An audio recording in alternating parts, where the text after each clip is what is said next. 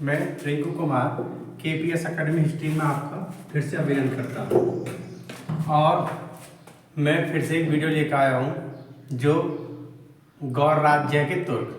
मैंने इससे पहले भी गौर राज्य के तुर्क की वीडियो बनाई है जो किसी कारणवश अपलोड नहीं हो पाई है, और वो आज अपलोड हो जाएगी क्योंकि यहाँ पे रात काफ़ी आंधी आई है जिससे नेटवर्क की काफ़ी प्रॉब्लम है। तो इसलिए शाम तक आपकी ये जो गौर राज्य के तुर्क थे जहाँ का मोहम्मद गौरी था और गौर राज्य था एक, उसमें गौर राज्य में फिर एक मैं अब बता रहा हूँ कि गौर राज्य था। तो उस गौर राज्य में जो स्थित कहाँ था, ये गौर राज्य आपका गजनी और हेरात के बीच में, ठीक कहाँ पे, गजनी और हेरात के बीच में ये गौर राज्य था। और ये एक पहाड़ी राज्य था। क्या था? गौर राज्य था, एक पहाड़ी राज्य था। किसके बीच में? गजनी और हेरात के बीच में। तो ये पहाड़ी राज्य था। तो 1009 ईस्वी में, ठीक इससे पहले 1009 ईस्वी में जो महमूद गजनवी आक्रमण कर देता है, तो आक्रमण करने के बाद में जब महमूद गजनवी इस पर आक्रमण कर देता है, तो आक्रमण करने के बाद में वहाँ का जो शासक था और जिस वंश का था, तो वहाँ का उस टाइम पे शासक था जो ससवनी वंश था। वहाँ पे क्या था? गौर राज्य पे ससवनी वंश का एक शासक था, तानिक, ठीक तानिक शासक था ससनी वंश का। क्योंकि उस टाइम पे ये भी क्वेश्चन पूछा जाता है कि जब गौर राज्य था तो उस समय जो गौर राज्य का शासक कौन था? तानिक, और किस वंश का था? तो वो ससवनी वंश का था। उसके बाद में जब फिर 1009 ईस्वी में महमूद गजनवी आक्रमण कर देता है इस पे, तो आक्रमण करने के बाद में वहाँ का जो आक्रमण करने वाले वहाँ का जो शासक था, उस शासक का नाम मोहम्मद बिन सूरी, गौर राज्य का शासक था जब महमूद गजनवी आक्रमण करता है। तो आक्रमण करने के बाद में वहाँ का जो शासक था मोहम्मद बिन सूरी को हरा देता है। और हराने के बाद में जो वहाँ का जो क्षेत्र है गौर राज्य का, और वहाँ का जो क्षेत्र है उसको अपने कब्जे में ले लेता है। कौन? महमूद गजनवी। और महमूद गजनवी के बाद में जब 1030 में महमूद गजनवी की मृत्यु हो जाती है, तो मृत्यु के बाद में वहाँ जो साम्राज्य था, जो गजनी साम्राज्य है, उसका विघटन हो जाता है और वो पतन की ओर अग्रसर हो जाता है। मतलब उसका पतन होना चालू हो जाता है। जब पतन चालू होने के बाद में यहाँ पे एक नया राज्य ख्वारिज्म राज्य की स्थापना होती है। ख्वारिज्म राज्य की जो स्थापना होती है, तो स्थापना होने के बाद में जो गौर राज्य स्वतंत्र हो जाता है, ठीक। क्योंकि यहाँ पे जब महमूद गजनवी जब आक्रमण करता है 1009 पे, उसके बाद में वहाँ का जो शासक था, जो ससवनी वंश का शासक था दानिक, जो गैर तुर्क था।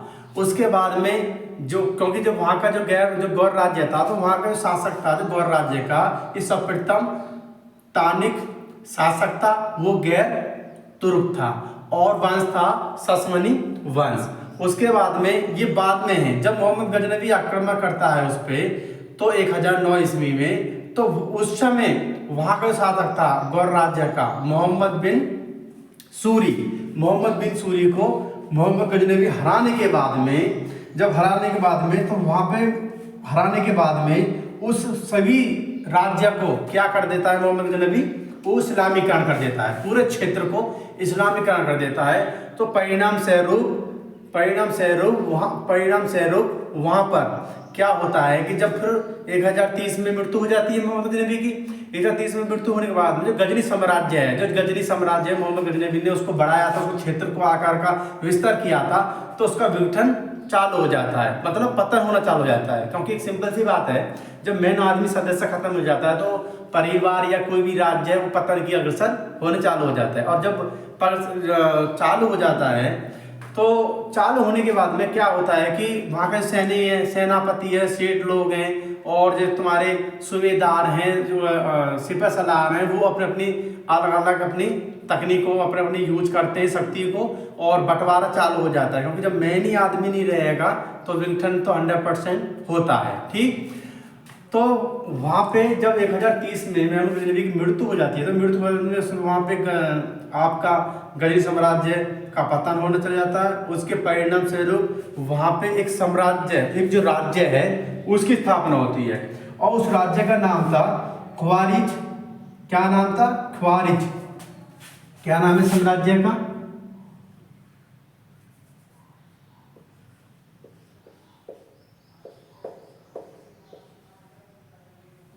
ख्वारिज।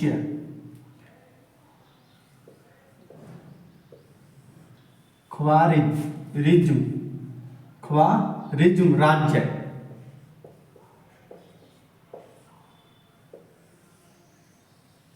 क्या ये राज्य वहां पे उसके परिणाम मृत्यु के बाद में ये राज्य वहां पे स्थापित हो जाता है। और जब ये ख्वारिज्म राज्य स्थापित हो जाता है तो गौर राज्य भी स्वतंत्र हो जाता है। और जब गौर राज्य स्वतंत्र हो जाता है तो फिर क्या होता है कि गजनी और गौर राज्य में आक्रमण और संघर्ष चलता रहता है।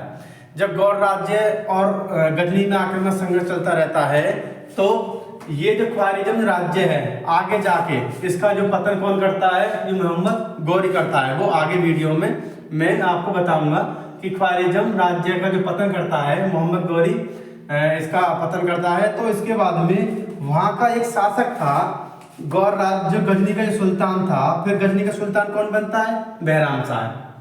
ठीक, क्योंकि स्वतंत्र हो जाता है गौर राज्य और ख्वारिज्म राज्य शासन हो जाता है। शासन के बाद ही गौर राज्य स्वतंत्र हो जाता है। तो वहाँ का जो गजनी का जो एक शासक था वो बहराम शाह। ठीक, तो बहराम शाह, गजनी का शासक बहराम शाह और गौर राज्य का जो राजकुमार होता है, गौर राज्य का जो राजकुमार होता है जिसका नाम कुतुबुद्दीन हसन। ठीक, उस कुतुबुद्दीन हसन को बहराम शाह, कौन? कुतुबुद्दीन हसन को बहराम शाह बंदी बनाकर उसको मार देता है। जब बहराम शाह का एक भाई और होता है जो गौर राज्य का शासक होता है, क्योंकि ये गौर राज्य का क्या था? राजकुमार कुतुबुद्दीन हसन, और गौर राज्य का जो शासक होता है अलाउद्दीन हुसैन। अलाउद्दीन हुसैन का ही भाई था। कौन? जो राजकुमार था जो बहराम शाह ने मारा था, जो गौर राज्य का, जिसका नाम था कुतुबुद्दीन हसन। और उसका जो गौर राज्य शासक था, उसका जो भाई था बड़ा, उसका क्या नाम था? अलाउद्दीन हुसैन। अलाउद्दीन हुसैन ही तुरंत उसको पता पड़ जाती है कि मेरे भाई की मृत्यु हो गई है। जो गजनी के शासक था बहराम शाह ने उसे बंदी बनाकर मार डाला है। तो वो तुरंत ही गजनी पर आक्रमण कर देता है। किस पर? गजनी पर आक्रमण करता है। और गजनी पर आक्रमण करने के बाद में वहाँ गजनी का जो इतना लूटपाट करता है अलाउद्दीन हुसैन, और वहाँ की लूटपाट करने के बाद में भी जब उसको मन नहीं भरता तो वहाँ पे आग लगा देता है। ठीक, आग लगा देता है। इसलिए यहाँ एक उपाधि धारण करता है विषदाहक। क्या उपाधि धारण करता है?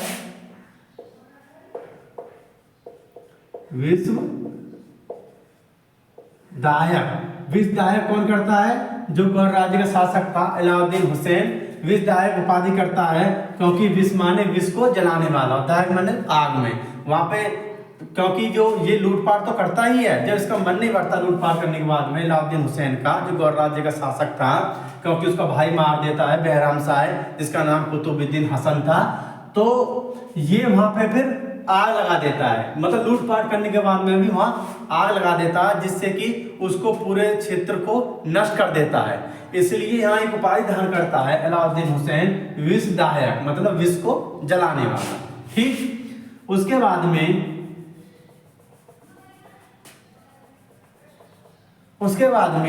जब वहां पे नष्ट कर देता है तो बहराम शाह को भी हरा देता है। और बहराम शाह हराने के बाद में तो गजनी राज्य का जो आगे वाला शासक बनता है, उसके बाद में जो बनता है अलाउद्दीन हुसैन, कहाँ का?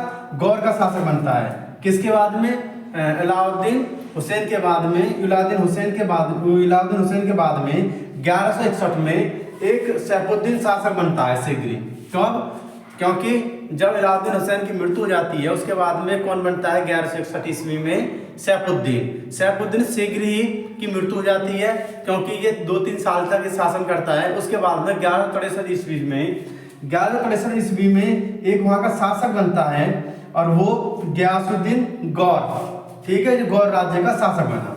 क्योंकि सबसे पहले शासक जो गौर राज्य का कौन बनता है, जो गौर राज्य स्थापना होती है, जो आपके गजनी और हेरात के बीच में एक पहाड़ी राज्य होता है गौर राज्य, तो उसका जो प्रथम शासक होता है, जो प्रथम शासक मतलब सामने शासक शासन करता है, उस शासक का जो शासक का नाम होता है दानिक, और ये गैर तुर्क था। ठीक, और वहाँ पे जो वंश होता है सस्वनी वंश।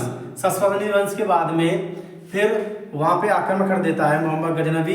तो मोहम्मद गजनवी आक्रमण करने के बाद में मोहम्मद गजनवी के आक्रमण करने के बाद में तो मोहम्मद गजनवी जब मृत्यु हो जाती है, तो मृत्यु होने के बाद में जो गजनी का जो शासक बन जाता है बहराम शाह। ठीक, बहराम शाह। और जब मृत्यु होने के बाद में जब विघटन चालू हो जाता है, तो वहाँ पे ख्वारिज्म राज्य स्थापित होता है, गौर राज्य स्वतंत्र हो जाता है। और गौर राज्य स्वतंत्र होने के बाद में फिर गजनी और गौर राज्य में आपस में युद्ध चालू हो जाता है और काफ़ी दिन तक युद्ध चलता है। उसके बाद में जो शासक बनता है गजनी का बहराम शाह। बहराम शाह शासक बनने के बाद में फिर गौर राज्य का जो राजकुमार है कुतुबुद्दीन हसन की मृत्यु कर देता है, उसको बंदी बनाकर। कौन? बहराम शाह। और बहराम शाह की मृत्यु के बाद में जब गौर राज्य का जो शासक होता है, जो आपका कुतुबुद्दीन हुसैन का जो भाई होता है और गौर राज्य का वो शासक होता है, उसका नाम होता है अलाउद्दीन हुसैन। अलाउद्दीन हुसैन के बाद में उसको पता पड़ जाता है कि मेरे भाई की मृत्यु कर दी गजनी शासक ने, बहराम शाह ने, तो वो गजनी पर आक्रमण कर देता है। गजनी पर आक्रमण करने के बाद में वहाँ से काफ़ी लूटपाट करता है और जला के वहाँ नष्ट कर देता है उसको। जो इसलिए वहाँ जो गौर राज्य का शासक था अलाउद्दीन हुसैन, वहाँ एक उपाधि धारण करता है विषदायक। विषदायक मतलब विष को जलाने वाला।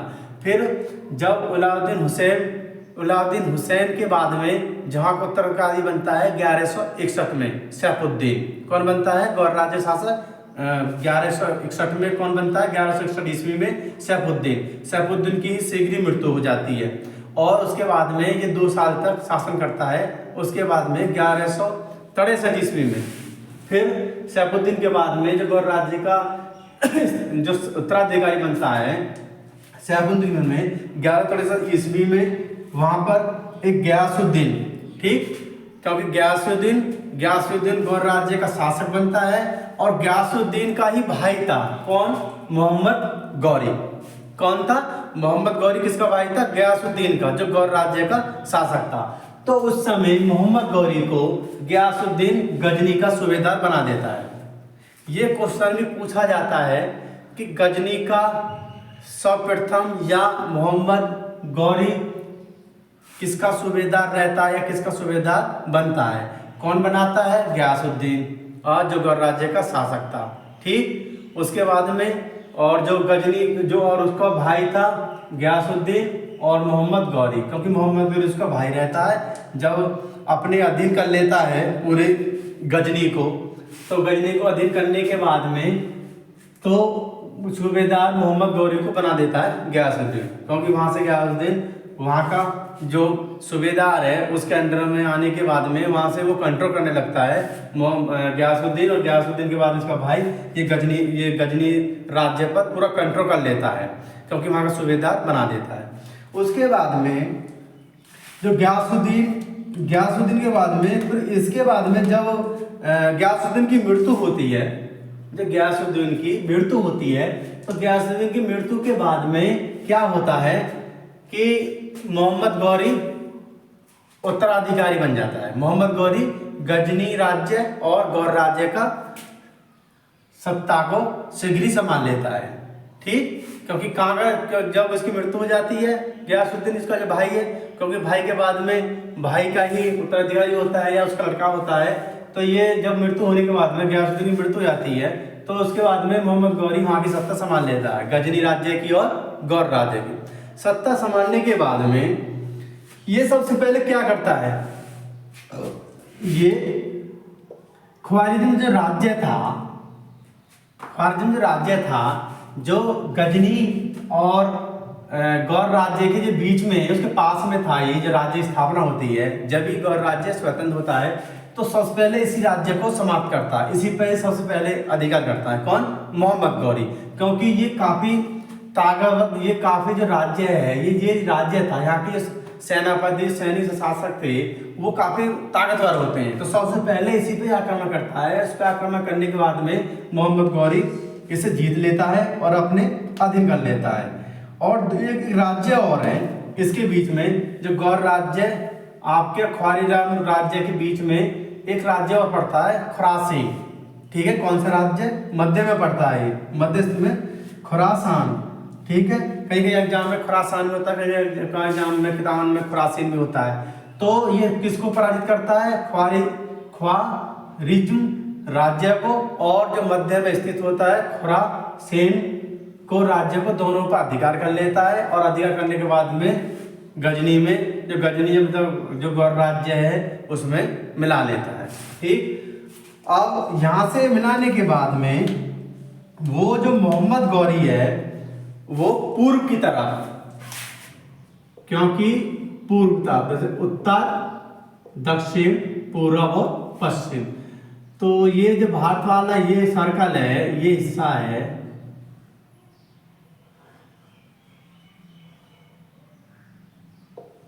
आपका ये वाला, यहाँ पे सिंध है, ऊपर काबुल है, नीचे गजनी है।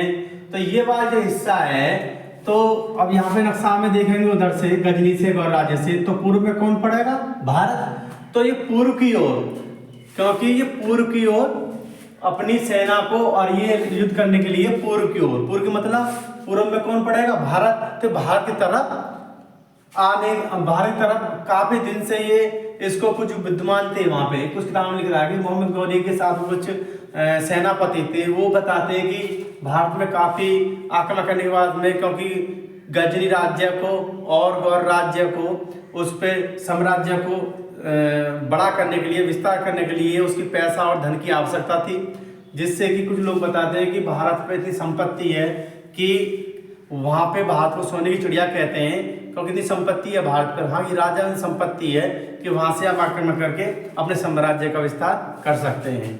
और एक बात और, हर एक आक्रमण में जिसने भारत पर आक्रमण किया, ज्यादातर लोग आर्थिक स्थिति खराब रहती थी उधर सर्कल में, तो आर्थिक स्थिति खराब होने वाले साम्राज्य स्थापित करने के लिए धन की आवश्यकता होती है। जो भी कोई, आपने एक सिंपल सी बात है, जो भी बिजनेस करते हैं तो बिजनेस के लिए क्या चाहिए? पैसा। और जब बिजनेस पैसा लगेंगे तो उसमें बिजनेस और प्रॉफिट होगा। तो उसमें क्या था कि उसकी राजनीति स्थिति और आर्थिक स्थिति मजबूत करने के लिए इसने भारत पर आक्रमण किए, जो पूर्व की ओर, क्योंकि पश्चिमी में कौन पड़ेगा? ये गजनी गौर राज्य और ऊपर काबुल पड़ेगा, तो इसलिए इसने पूर्व की ओर मतलब पूर्व भारत की तरफ को। और एक बात और, कुछ इतिहासकार ने जो कुछ इतिहासकार हैं मोहम्मद गौरी के भारतीय आक्रमण को, जो कुछ इतिहासकार ने मोहम्मद गौरी के भारतीय आक्रमण के उद्देश्य को राजनीतिक था। उद्देश्य क्या था भारतीय आक्रमण करना? राजनीतिक था। तो इसलिए ही सर्वप्रथम मोहम्मद गौरी के भारतीय आक्रमण। अब क्या आते हैं उसके बाद में? मोहम्मद गौरी के भारतीय आक्रमण। मोहम्मद गौरी ने सबसे पहले जो भारत पर आक्रमण करा था उस क्षेत्र पर 1175 ईस्वी में, कहाँ पर कर रहा था? मुल्तान पे। एक क्वेश्चन आता है कि मोहम्मद गौरी ने सर्वप्रथम कहाँ पर और किस वर्ष और किस सन में भारत पर या कुछ स्थान पर आक्रमण किया था? तो कुछ स्थान पे 1175 ईस्वी में मुल्तान पर सर्वप्रथम मोहम्मद गौरी ने आक्रमण किया था। और इसी वर्ष, ठीक है, इसी वर्ष मतलब 1175 ईस्वी में सिंध के जो ऊपरी भाग में स्थित उक्ष को जीत लिया था। ठीक है, 1175 ईस्वी में मुल्तान पर आक्रमण किया और 1175 में ही मतलब इसी वर्ष जो आपके सिंध के जो निकट उक्ष था उसको ये जीत लेता है। लेकिन सिंध को पूरी तरह से जो जीतता है वो 1182 ईस्वी में जीतता है, क्योंकि मुल्तान पर 1175 ईस्वी में आक्रमण कर देता है और वहाँ जीत जाता है। और उसके बाद में 1175 ईस्वी में सिंध के जो ऊपरी भाग में है जो स्थित है उक्ष स्थान को भी जीत लेता है, लेकिन सिंध पर अधिकार जो करता है 1182 ईस्वी में अधिकार करता है। उसके बाद में इसका दूसरा आक्रमण होता है 1178 ईस्वी में, जो राजपुताना के मरुस्थल से होते हुए, मतलब राजपुताना के मरुस्थल से जो राजस्थान में मध्य प्रदेश वो स्थान से होते हुए ये गुजरात पर विजय करता है।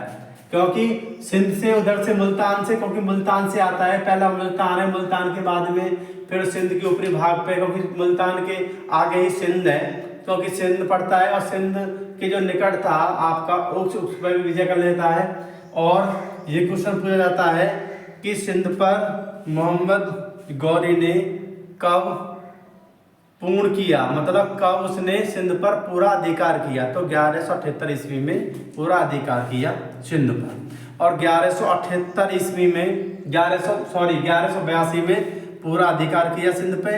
और प्रथम आक्रमण 1175 में मुल्तान पर, और मुल्तान पर करने के बाद में जो सिंध के निकट स्थित में एक उक्स था उसको जीत लेता है, लेकिन 1182 ईस्वी में सिंध पर पूर्ण अधिकार कर लेता है। कब? 1182 ईस्वी में। दूसरा आक्रमण करता है 1178 ईस्वी में, जो राजपूताना के मेरुस्थल से, जो राजस्थान वाला मध्य प्रदेश वाला स्थित है, वहाँ का जो मेरुस्थल है, जो रेगिस्तान है, होते हुए गुजरात पर विजय करता है। और गुजरात पर विजय करने के बाद में लेकिन आबू पर्वत के निकट हुए युद्ध में, ठीक है, गुजरात पर जो आक्रमण कर देता है 1177 ईस्वी में, तो आबू पर्वत स्थित है गुजरात में। तो आबू उसके बाद उसके जो निकट आबू पर्वत के निकट हुए युद्ध में एक गुजरात के सोलंकी राजपूत मूलराज दुत्य की सेना से पराजित हो जाता है। किससे? क्योंकि जो राजपूताना के मेरुस्थल होते हुए मोहम्मद गौरी 1178 ईस्वी में गुजरात होते हुए गुजरात विजय हेतु किया, ठीक है, गुजरात विजय हेतु किया, लेकिन आबू पर्वत है जो गुजरात के निकट है, उस पर वहाँ पर एक युद्ध होता है। और वो युद्ध होता है जो उसका वहाँ शासक था राजपूत सोलंकी वंश का था, जिसका नाम मूलराज दुत्य था। वो मूलराज दुत्य की सेना से हार जाता है। और एक बात और सर्वप्रथम जाता है कि मोहम्मद गौरी सर्वप्रथम किस शासक से या किस शासन से या किस वंश के शासन से हारा था। तो कब हारा था? ये जो शासक था उस टाइम पे सोलंकी राजपूत शासक था मूलराज दुत्य की सेना से हारा था। और एक बात और, सेना से हारा था तो जब सेना का जो नेतृत्व कर रहा था इन्हीं का भाई था भीमदुत्य, ठीक, क्योंकि भीम जो नेतृत्व कर रहा था, क्योंकि शासक कौन थे? मूलराज दुत्य थे, ठीक। और मूलराज दुत्य की सेना का नेतृत्व कौन कर रहा था? क्योंकि नेतृत्व कर रहे थे इनके भाई थे, जो मूलराज दुत्य के जो भाई थे भीमदुत्य ने ही मोहम्मद गौरी को हराया था। और आबू पर्वत के युद्ध में, जब आबू पर्वत के युद्ध के पश्चात, हारने के पश्चात मोहम्मद गौरी जो तीसरा युद्ध होता है तो पंजाब की ओर ध्यान केंद्रित किया जाता है, क्योंकि जब वो हार जाता है गुजरात पर विजय करने वाले, लेकिन आबू पर्वत पर मूलराज दुत्य की सेना से हारने के बाद में जो जिसका सेनापति था, जो नेतृत्व कर रहा था सेना का, जो मूलराज दुत्य का भाई था भीमदुत्य मोहम्मद गौरी को हार देता। जब हारने के बाद में तो ये फिर क्या करता है, फिर उधर का रुख छोड़ने के बाद में पंजाब की ओर रुख कर लेता है। किसकी ओर? पंजाब की ओर। तो पंजाब की ओर रुख कर लेता है। तो उस समय पंजाब का जो गजनी गवर्नर था, क्योंकि जो शासक था, जो शासन था, जो गजनी गवर्नर था पंजाब का, खुसरो मलिक का शासन था। किसका? खुसरो मलिक का, जो तीसरे युद्ध में जो पंजाब पर आक्रमण करता है। तो खुसरो मलिक का वहाँ पे जो पंजाब गजनी गवर्नर था, जो पंजाब में जो गजनी गवर्नर था खुसरो मलिक, तो खुसरो मलिक पर आक्रमण कर देता है। कौन? मोहम्मद गौरी। आक्रमण करने के बाद में वो खुसरो मलिक को हरा देता है मोहम्मद गौरी, और हराने के बाद में 1179 ईस्वी में पेशावर को जीत लेता है, और 1185 ईस्वी में सियालकोट को अधिकार कर लेता है। कौन? मोहम्मद गजनवी। एक बार देख लें, इसलिए मैंने बता देता हूँ पहले आराम से, क्योंकि थोड़ी समझ में आ जाती है। अब देखो मोहम्मद गौरी भारतीय आक्रमण, एक जो प्रथम आक्रमण है, प्रथम आक्रमण मोहम्मद गौरी से होते हुए मोहम्मद गौरी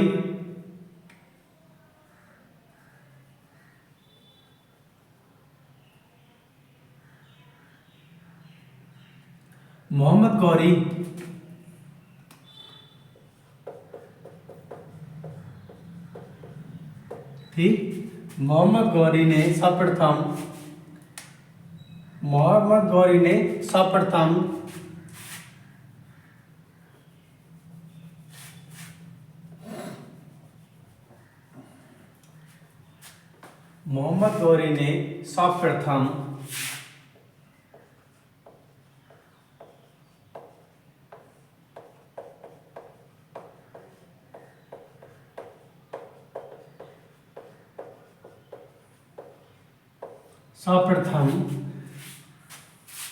गोमल दर्रे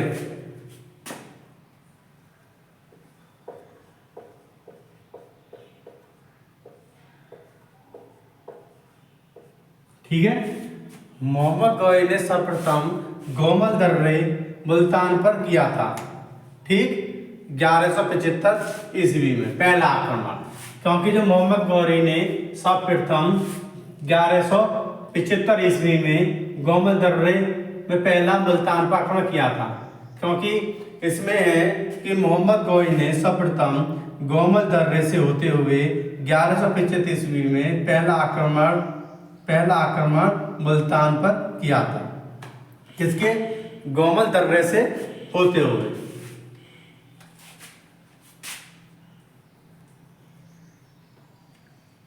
गोमल दर्रे से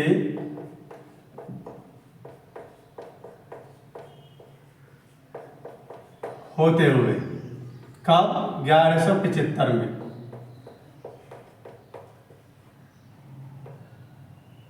पहला आक्रमण मुल्तान पर किया, ठीक।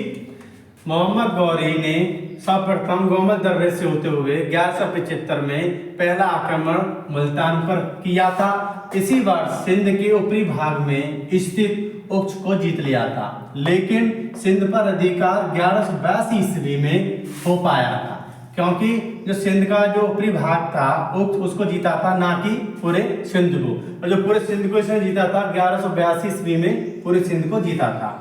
क्वेश्चन आक्रमण नंबर 2।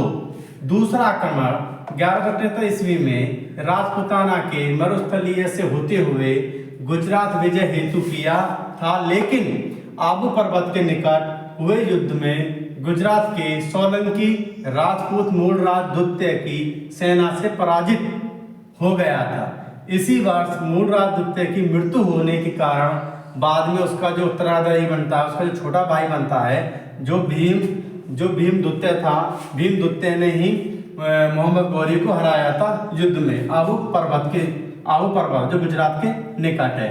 तो उसके टाइम में सेना का जो नेतृत्व कर रहा था, कौन कर रहा था? भीम द्वितीय ही कर रहा था, और शासक कौन था? मूलराज द्वितीय। कभी कभी ऑप्शन में पूछता है कि मोहम्मद गौरी को किसने हराया था, तो मूलराज द्वितीय नहीं होता, भीम द्वितीय भी प्रथम द्वितीय होता है, और भीम द्वितीय नहीं तो मूलराज द्वितीय।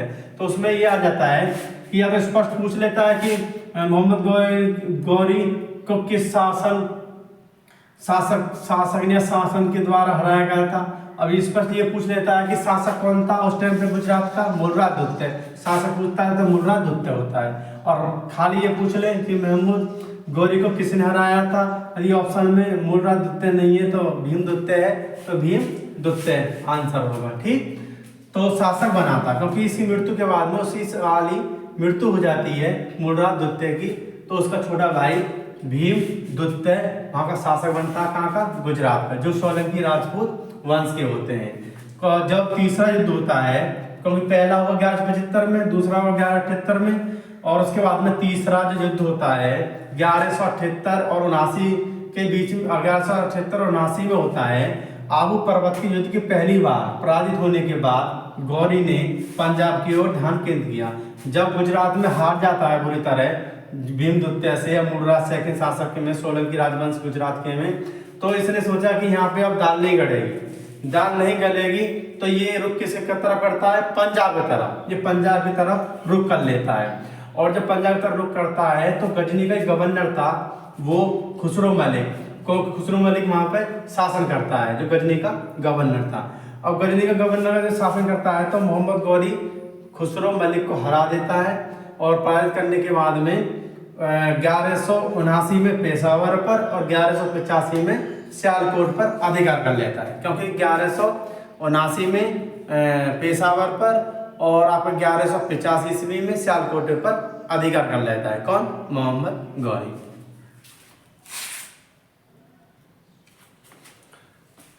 उसके बाद में जब आबू पर्वत के युद्ध के बाद में जब मूलराज का भाई भीमदुत्य, जो आपका सोलंकी राजपूताना वंश का शासक था, वीररामदुत्य, जो आबू पर्वत गुजरात के जो निकट था, उसमें हारने के बाद में मोहम्मद गौरी, तो जब मोहम्मद गौरी बुरी तरह से हार जाता है तो उसका उत्तरदारी कौन बनता है? भीमदुत्य बनता है। क्योंकि उस टाइम पे जो मोहम्मद गौरी जो हारता है वो भीमदुत्य सेनापति का नेतृत्व कौन करता है? भीमदुत्य ही करता है। और शासक होता है मूलराज दुत्य होता है।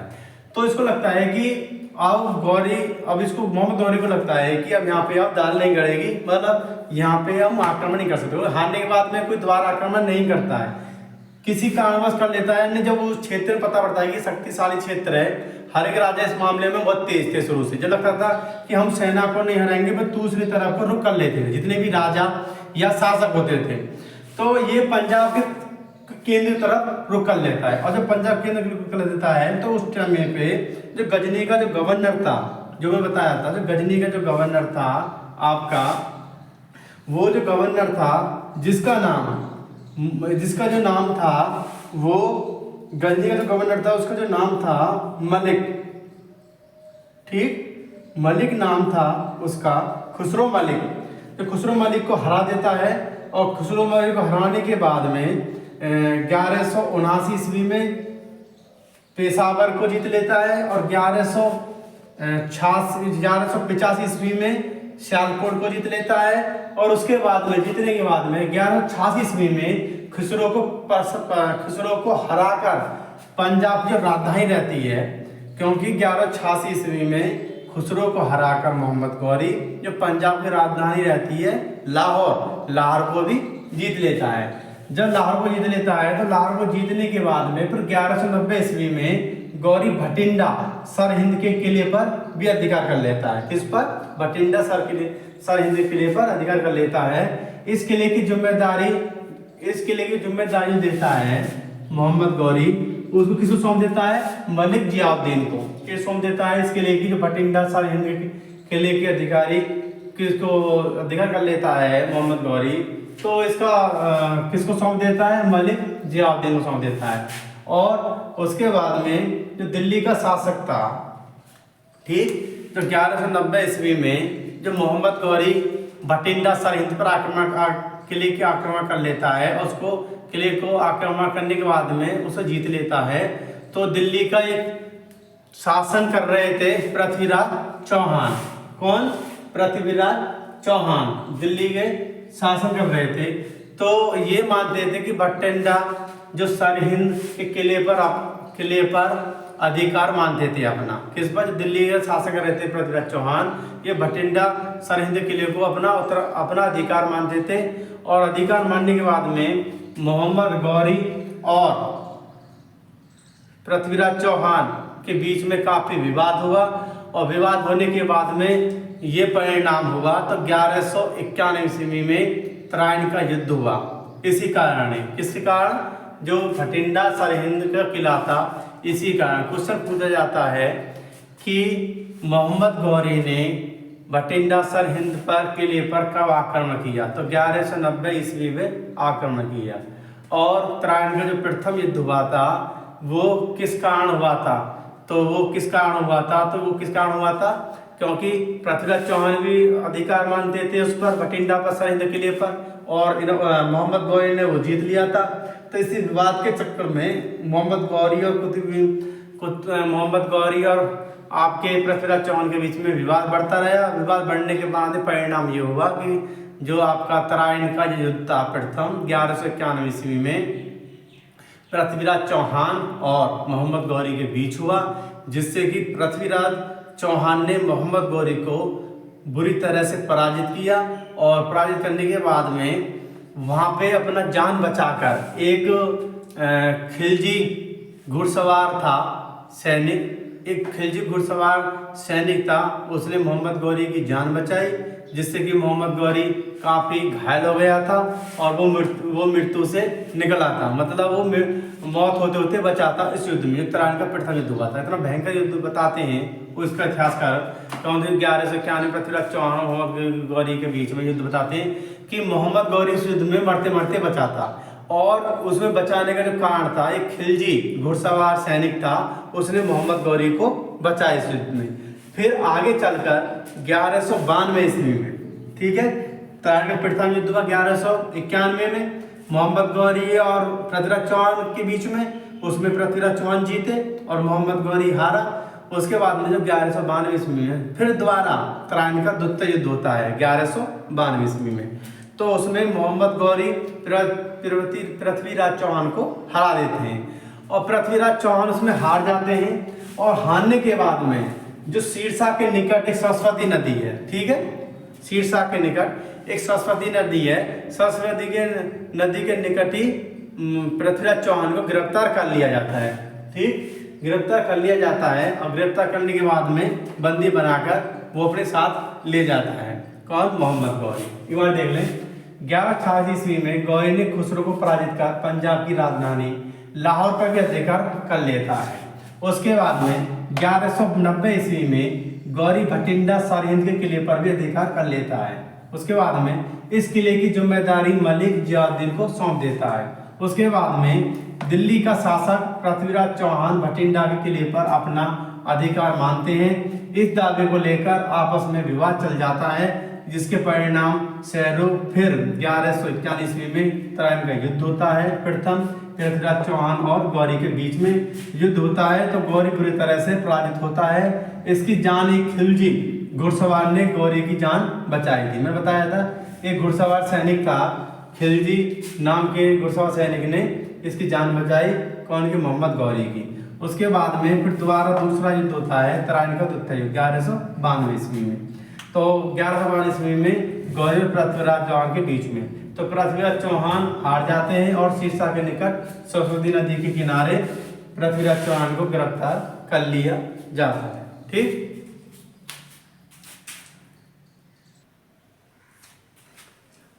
उसके बाद में कुछ इतिहासकार जो बताते हैं जब मोहम्मद गौरी ने पृथ्वीराज चौहान को हारने के बाद में जब कुछ इतिहासकार का मत अलग अलग है, क्योंकि जो बताया था सिरसा के निकट सरस्वती नदी के निकट पृथ्वीराज चौहान को गिरफ्तार कर लेता और गिरफ्तार करने के बाद में मोहम्मद गौरी ने अपने पास ले गया था, मतलब अपने दरबार में।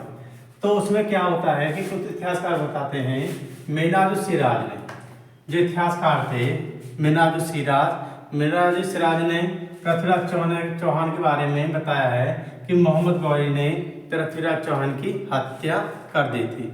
मेनाजुसिराज ने क्या बोला है कि मोहम्मद गौरी ने पृथ्वीराज चौहान की हत्या कर दी थी। उसके बाद में इसके विपरीत जो बोलते हैं हसन निजामी ने बताया है कि पृथ्वीराज चौहान कुछ दिनों तक जीवित रहे। हसन निजामी क्या बोलते हैं, क्योंकि मेनाजुसिराज ने बोला है कि मोहम्मद गौरी ने पृथ्वीराज चौहान की हत्या करवा दी थी, क्योंकि इतिहासकार थे ये। उसके बाद में और आपके इसके विपरीत हसन निजामी ने बोला है कि पृथ्वीराज चौहान कुछ दिनों तक जीवित रहे और मोहम्मद गौरी की अधीनता में शासन किया। इन्होंने कहना है हसन निजामी का कि जो पृथ्वीराज चौहान है कुछ दिनों तक जीवित रहे, जिससे कि मोहम्मद गौरी की अधीनता में शासन किया, मतलब उनके अधीनता में शासन किया इन्हें पृथ्वीराज चौहान ने, इनका ये कहना है। और मेनाजुसिराज ने कहना है कि मोहम्मद गौरी ने पृथ्वीराज चौहान की हत्या कर दी थी। अब ये स्पष्ट ये होता है कि इसमें मोहम्मद गौरी ने लक्ष्मी आकृति वाले कुछ ऐसे स्वर्ण सिक्के चलाए। किसने, एक क्वेश्चन पूछा जाता है, एक बात और कि इसमें क्वेश्चन पूछा जाता है कि इनमें से किसने बोला था, किस इतिहासकार ने बोला था कि पृथ्वीराज चौहान की मोहम्मद गौरी ने हत्या करवाई थी। तो ये क्वेश्चन ऐसा पूछा जाता है और अक्सर एग्जाम में पूछा जाता है ये क्वेश्चन। तो किसने बोला था इतिहासकार ने, मीनार उस सिराज ने बोला था कि हत्या की थी पृथ्वीराज चौहान की मोहम्मद गौरी ने। और फिर या ये नहीं क्वेश्चन पूछ के ये पूछ लिया जाए कि किस इतिहासकार ने ये बोला था कि पृथ्वीराज चौहान कुछ दिनों तक जीवित रहते हुए मोहम्मद गौरी की अधीनता में शासन किया था। तो ये किसने बोला था? हसन निजामी ने। यहाँ से भी क्वेश्चन पूछ लेते हैं। और उसके बाद में क्वेश्चन पूछता है कि मोहम्मद गौरी ने किस आकृति के या किस देवी देवता के सिक्के चलाए थे? स्वर्ण सिक्के मतलब सोने के सिक्के। तो मोहम्मद गौरी ने स्वर्ण सिक्के, जो लक्ष्मी के आकृति के सिक्के थे, वो मोहम्मद गौरी ने ऐसे स्वर्ण सिक्के मिले हैं इसके जो मोहम्मद गौरी के शासनकाल में कि जिस पर शब्द लिखा है हमीर, शब्द लिखा है हमीर, जो पृथ्वीराज चौहान की उपाधि थी। हमीर किसकी उपाधि थी? पृथ्वीराज चौहान की। और ये लक्ष्मी आकृति के सिक्के मिले हैं मोहम्मद गौरी के शासनकाल में। तो इससे स्पष्ट ये होता है कि उन्होंने, जो पृथ्वीराज चौहान ने कुछ दिन तक अधीनता में, जो हसन निजामी ने बोला था, ये कुछ बात हद तक सही मिलती है कि इन्होंने कुछ दिन तक, स्पष्ट होता है कि ऐसे सिक्के मूलतः पृथ्वीराज चौहान द्वारा जारी किए गए थे जिन्हें गौरी ने अपना लिया था। ठीक, तो स्पष्ट ये कुछ होता है, कुछ इतिहासकार में या कुछ में स्पष्ट ये होता है कि मोहम्मद गौरी ने कुछ दिन तक उसके पृथ्वीराज चौहान के, जो मोहम्मद गौरी का अधीन था, शासन किया था पृथ्वीराज चौहान ने। क्योंकि जो मोहम्मद गौरी ने स्वर्ण सिक्के चलाए थे जिस पर शब्द था हमीर, जो पृथ्वीराज चौहान की उपाधि है, जो सोने के सिक्के चलाए थे लक्ष्मी आकृति की। तो इससे स्पष्ट ये हो जाता है कि मोहम्मद गौरी ने भी पृथ्वीराज चौहान के सिक्के चलाए थे तो वो अपना लिए थे। उसके बाद में जब तराइन के युद्ध हो जाता है 1192 ईस्वी में, तो तराइन के युद्ध होने के बाद में जो गौर राज्य का जो गौरी था, मोहम्मद गौरी, उसका जो शासन हो जाता है वो हो जाता है गौर राज्य पर, गजनी राज्य पर, सिंध पर, और सिंध से लेकर भारत पर। और भारत में भी कहाँ पर? दिल्ली और अजमेर में, अजमेर तक विस्तृत हो गया था। उसके बाद में जब मोहम्मद गौरी का गजनी राज्य पर शासन हो जाता है, गौर राज्य पर शासन हो जाता है, उसके बाद में सिंध से लेकर भारत में अजमेर और आपके दिल्ली पर अधिकार हो जाता है। तो ये विभाग को वहाँ गवर्नर अलग अलग बना देता है। तो भारतीय क्षेत्र का गवर्नर बनाता है कुतुबुद्दीन ऐबक को। ठीक, और आपका गजनी का जो जिम्मेदारी देता है गजनी की, वो था ताजुद्दीन यलदूज। कौन देता? ताजुद्दीन यलदूज को। और सिंध की जिम्मेदारी देता है नासिरुद्दीन ख्वाजा। क्योंकि जो ताजुद्दीन यलदूज है, ये अपनी मोहम्मद आगे चल के क्योंकि जब मोहम्मद गौरी की मृत्यु हो जाती है तो आपस में भी इनमें आगे चल के विघटन चालू होता है, आगे चल कर भी विघटन हो जाता है। वो आगे जब गुलाम वंश हो जाएगा, क्योंकि यहाँ से इसके बाद में ही गुलाम वंश की स्थापना होती है। क्योंकि जब भारत के क्षेत्रों में जिम्मेदारी मोहम्मद गौरी सौंप देता है खुद वो। और एक बात और कि ये ताजुद्दीन यलदूज भी मोहम्मद गौरी का गुलाम था, कुतुबुद्दीन ऐबक भी मोहम्मद गौरी का गुलाम था, और नासिरुद्दीन ख्वाजा भी मोहम्मद गौरी का गुलाम था। एक बार देख लें इसको। मीनार सिराज ने, जो इतिहासकार थे, मोहम्मद गौरी ने पृथ्वीराज चौहान की हत्या की, इन्होंने ये बोला।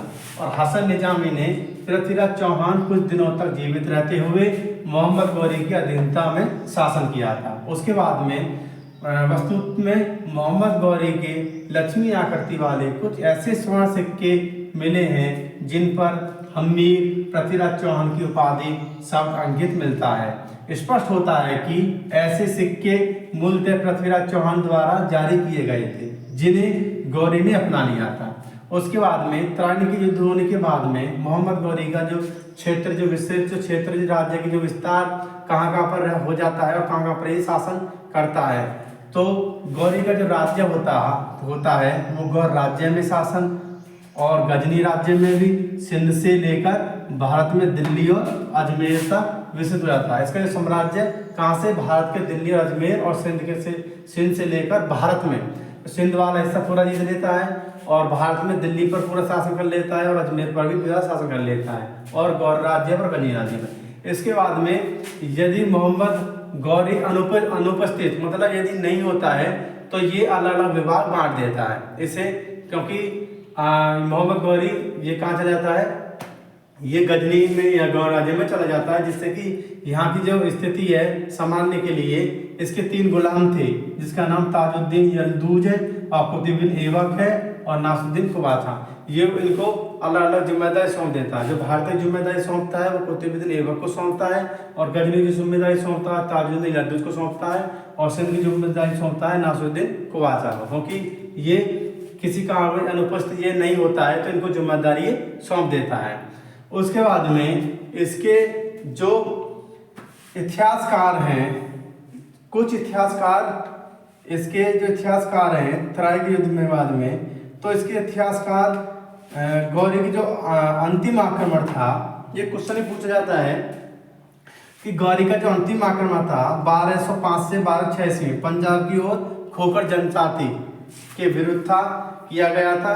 और एक बात और, जो क्वेश्चन पूछा जाता है अक्सर एग्जाम में, ये तो आपने एक बार देख ले दोबारा, ठीक है। चलो मैं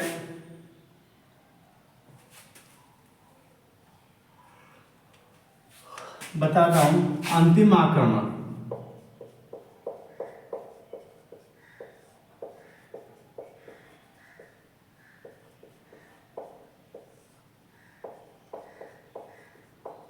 गौरी का, ठीक है। पूछा है कि अंतिम आक्रमण गौरी का कहाँ था, तो 1205 से 1206 ईस्वी के बीच एक जनजाति थी। उस जनजाति का क्या नाम था, उस जनजाति का नाम था खोखरो।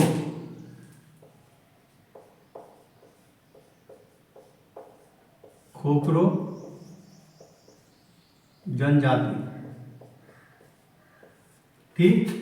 खोखरो जनजाति के विरुद्ध करा था किसने, मोहम्मद गौरी ने। अंतिम आक्रमण 1205 से 1206। और ये जनजाति जो पाई जाती थी कहाँ पे पाई जाती जनजाति है, ये पंजाब में पाई जाती थी। कहाँ पर, पंजाब में पाई जाती थी।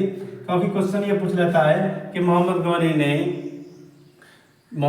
ने अंतिम आक्रमण कौन सन में कब और कहाँ किया था, तो मोहम्मद गौरी ने अंतिम आक्रमण पंजाब के खोखरे जनजाति के विरुद्ध किया था 1205 से 1206 ईस्वी में। और एक बात और, ये खोखरे जनजाति है, यही मोहम्मद गौरी की हत्या करती है। ये भी क्वेश्चन पूछ जाता है कि मोहम्मद गौरी की हत्या किसने की थी, तो मोहम्मद गौरी की हत्या की थी खोखरों ने। और जब मोहम्मद गौरी की हत्या खोखरों ने की थी तो ये निवाज पढ़ते समय में इसकी हत्या करते हैं। इसके समय जब ये निवाज पढ़ता है, क्योंकि ये जनजाति कहाँ पाई जाती है, ये पंजाब में पाई जाती थी। और पंजाब में ही पाई जाती थी खोखरो जनजाति। इसके विरोधी ये 1205 से 1206 ईस्वी में मोहम्मद गौरी आक्रमण करता है, और आक्रमण करने के बाद में खोखरो जनजाति हार जाती है। हारने के बाद में लास्ट में जब मोहम्मद गौरी निवाज पढ़ता है, तो निवाज पढ़ने में ही खोखरे की जनजाति थी यहाँ के, ये इन लोगों ने मोहम्मद गौरी की हत्या कर देते हैं 15 मार्च 1206 को। हत्या कब करते हैं, 15 मार्च 1206 को।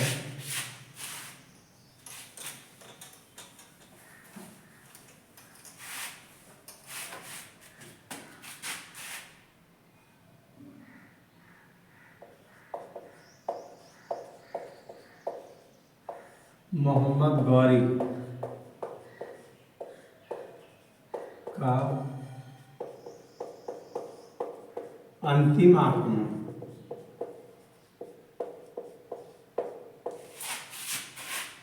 1205-6 ईस्वी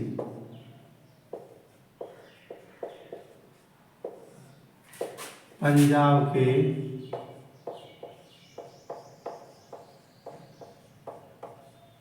खोखरो जनजाति के विरुद्ध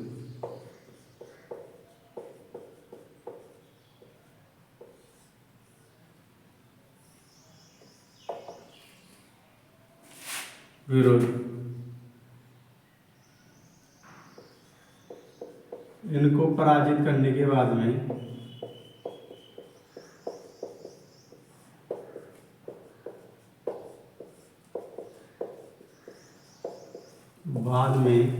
किसने करा था पराजित? गौरी ने। जब मोहम्मद गौरी का अंतिम आक्रमण 1205 से 1206 ईस्वी में पंजाब के खोखरी जनजाति पाई जाती है उसके विरुद्ध करता है, जिससे कि मोहम्मद गौरी खोखरी जनजाति को हरा देता है। और हराने के बाद में ये मोहम्मद गौरी निवाज पढ़ते समय में खोखरी जनजाति ही इसकी हत्या कर देती है। कब हत्या जो करती है इसकी? 15 मार्च 1206 ईस्वी में मृत्यु। मोहम्मद गौरी। ठीक। कब? अंतिम आक्रमण। क्वेश्चन ये देखो, यहाँ क्वेश्चन बनता है अंतिम आक्रमण 1206 से 1206 पंजाब के खोखरी जनजाति के विरुद्ध, और ये हराता भी है मोहम्मद गौरी खोखरी जनजाति को। और उसके बाद में हत्या कब होती है? 15 मार्च 1206 ईस्वी में मृत्यु होती है मोहम्मद गौरी की। कौन करता है? खोखरो जनजाति करती है। ठीक, खोखरो जनजाति। और ये हत्या होती है जब ये मोहम्मद गौरी निवाज पढ़ता है, तो निवाज पढ़ने में भी ये खोखरो जनजाति हत्या कर देती है मोहम्मद गौरी। और इसकी हत्या होने के बाद में फिर आपस में विवाद हो जाता है, क्योंकि शुरू से ही पीछे से चलता आया है। इस्लाम जब का उदय हुआ है, जब से इस्लाम के बाद में अरब के बाद में तुर्की, उधर के बाद में तो तुर्क है, जो सिस्टम चलता आ रहा है पीछे से। जब भी कोई, मैंने बताया, जब भी कोई मेन सदस्य मर जाता है तो उसमें ये विवाद होता है कि वहाँ के सूबेदार हैं और वहाँ की जिम्मेदारी सौंप देते हैं क्षेत्र वालों को। वो सोचते हैं कि इसे मृत्यु के बाद में हम यहाँ का उत्तराधिकारी बने। ठीक है, ये सिस्टम होता है कि हम यहाँ के राजा बने, क्योंकि कोई भी शासक, इतना बड़ा विस्तार हो जाता था क्षेत्र का कि कोई भी राजा या वहाँ का शासक है वो पूरा कंट्रोल नहीं कर पाता था। तो इसलिए जगह जगह क्षेत्र को अलग अलग सूबेदार और अलग अलग गवर्नर या अलग अलग सिपह सलार बना दे देता शासक, जिससे कि उसके माध्यम से वहाँ का क्षेत्र कंट्रोल हो जाता था। तो इसी प्रकार जब ये 15 मार्च 1206 में खोखरो जनजाति इसकी हत्या कर देती है, हत्या करने के बाद में, तो उससे पहले तुम्हारा भारत क्षेत्र की जिम्मेदारी कुतुबुद्दीन ऐबक को देता है। ये भी गुलाम था मोहम्मद गौरी का। उसके बाद में फिर गजनी की जिम्मेदारी दे देता है वो ताजुद्दीन जल्दुद को देता है। ये भी एक गुलाम था मोहम्मद गौरी का। और आपका सिंध का जो उत्तर क्षेत्र का जिम्मेदारी दे देता है ये कुवाचा को दे देता है। किसको? कुवाचा को। कुवाचा को दे देता है, नासुद्दीन कुवाचा नाम होता है। तो इन आपस में उत्तराधिकारी के लिए जो उत्तराधिकारी कौन बनेगा मोहम्मद गौरी के बाद में, आपस में तीनों में विवाद होता है। और विवाद होने के बाद में गजनी का शासक स्वयं ताजुद्दीन जल्दुद बन जाता है और सिंध का नासिरुद्दीन कुवाचा बन जाता है। स्वतंत्र हो जाते हैं अपने मिलके। और आपका ये सिंध का नासिरुद्दीन कुवाचा और गजनी का ताजुद्दीन जल्दुद बन जाता है। और आपका जो भारतीय क्षेत्र का जो था ऐबक, जो गुलाम था, ये अपने अलग स्वतंत्र बन जाता है। तो ये विवाद होता है आगे चलता, और अलग अलग ये शासन करने चालू कर देते हैं। और उसके बाद में यहाँ से ही नींव धरी आती है गुलाम वंश की, क्योंकि भारत की जिम्मेदारी मोहम्मद गौरी दे देता है इसको, कुतुबुद्दीन ऐबक को। तो उसी समय गुलाम वंश की जो एक रणनीति है, मतलब एक वंश की रणनीति है और राज्य शासन की करनी है, तो ये ऐबक वहाँ से स्टार्ट कर देता है। ठीक है, KPS अकेडमी हिस्ट्री चैनल को सब्सक्राइब करें, लाइक करें, बेल आइकन को प्रेस करें, और वीडियो अच्छी लगे तो उसको शेयर करें, कमेंट करें और पुश करें बेल आइकन को। और जो भी कमी है उसको बताएं कमेंट कर और चैनल को सपोर्ट करें। धन्यवाद।